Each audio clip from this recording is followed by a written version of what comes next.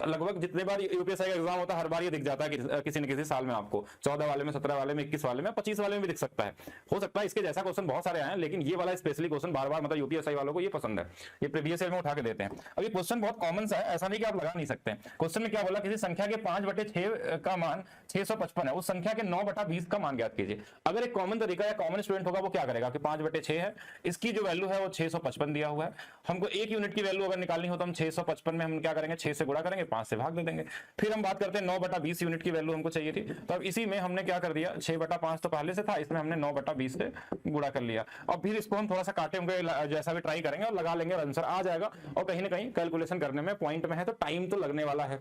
लेकिन अब एक एडवांस स्टूडेंट क्या करेगा, जो प्रो वाले होते हैं, जो मासूम से थोड़ा सा अलग होते हैं, जिनका सिलेक्शन सबसे पहले होता है, वो क्या करेंगे, अगर आप उस तरीके से नहीं सीखेंगे तो कहीं ना कहीं टाइम वेस्ट करेंगे। क्वेश्चन, हर क्वेश्चन में कहीं ना कहीं कुछ चीजें लूप होल टाइप की दिखती हैं, सिर्फ आपको देखने की प्रैक्टिस करनी होती है।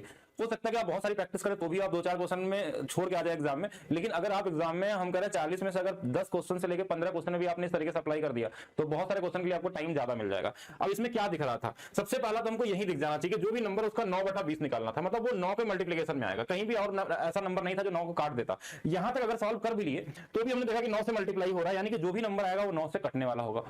तो हमको ये चेक करना था इस क्वेश्चन में। अगर आप इस तरीके से नहीं सोचेंगे, अगर इस तरीके से लगाएंगे तो ऐसे बहुत सारे लोग लगाने वाले हैं और कहीं ना कहीं पढ़ रहे हैं। अगर आप इस तरीके से पढ़ रहे हैं, अच्छी बात, ऐसे पढ़ना है, लेकिन साथ में आपको कुछ यूनिक तरीका भी सीखना है। और 9 से काटने का रूल आप सबको पता है कि जोड़ लीजिए बस, 5 3 8 1 9, और ये देखिए 9 यहां तक तो कट गया, ये 7 बच जाएगा तो 9 से नहीं कटेगा।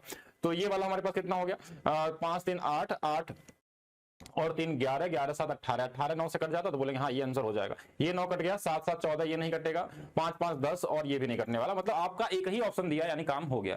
कोई बोलेगा सर अगर 2 ऑप्शन होता तो क्या करते हैं, तो यूनिट डिजिट का सहारा लेते हैं। डिजिटल सम थोड़ी लगाना है, अच्छा डिजिटल सम तो मैंने किया ही नहीं, हमने तो सिर्फ 9 का डिविजिबिलिटी रूल चेक किया। तो बहुत सारे तरीके हो सकते हैं क्वेश्चन को सोचने के लिए। बाकी अगर कुछ भी नहीं होता है तो सब लोगों को एक ही तरीका लगाना होगा, वो क्या होगा, नॉर्मली इसको भाग दीजिए और लगाइए, ठीक है। उसमें भी भाग देने का भी टेक्निक होता है कि ऐसा नहीं कि आप टाइम वेस्ट कर दीजिए, आप यूनिट डिजिट लगा सकते हैं, लास्ट के 2 डिजिट क्या हो सकता है। इसमें देखिए 2 डिजिट में सबकी यूनिट डिजिट अलग अलग है, उस तरीके से लगा सकते हैं। अगर सिंगल डिजिट नहीं है तो वो बहुत सारी चीजें जिस तरीके से सोच सकते हैं।